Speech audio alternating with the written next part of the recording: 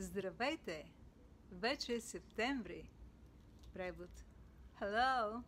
It's September already. Много скоро учениците ще тръгнат на училище. Very soon the students will go to school. Кой е вашият любим чужд език? What's your favorite foreign language? И ако това е английски език, искам да ви кажа, че аз съм преподавател по английски език. Помагам на начинаещи и напреднали ученици да се научат да четат, да пишат и да разговарят на английски език по-бързо, по-лесно, но в същото време правилно. Началото на учебната година уважаемите майки и бащи вземат решение по кой учебен предмет желаят тяхното дете да получи допълнителна подготовка. Скъпи родители, искам да ви кажа, че инвестицията, която ще направите в обучението на вашето дете по английски език, си заслужава. И това не е изречение, което аз постоянно повтарям, а това е доказателство в моят личен опит, в моят професионален опит.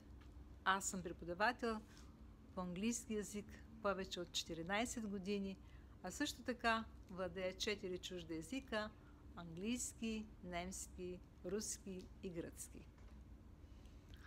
Ако желаете вашето дете да учи с мен английски език, ако желаете аз да му помогна то да разговаря на английски език с самочувствие и усмивка, свържете се с мен, като попълните формата за контакт на моя сайт www.christozova.com.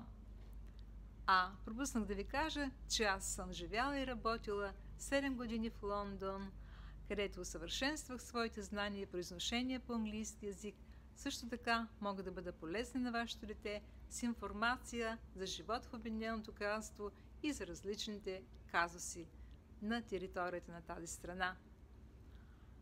Как се провежда онлайн курса?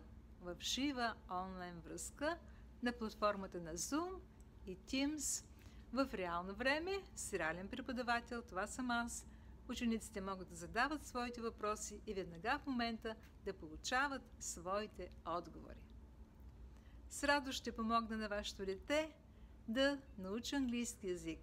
Свържете се с мен. Очаквам ви с нетърпение.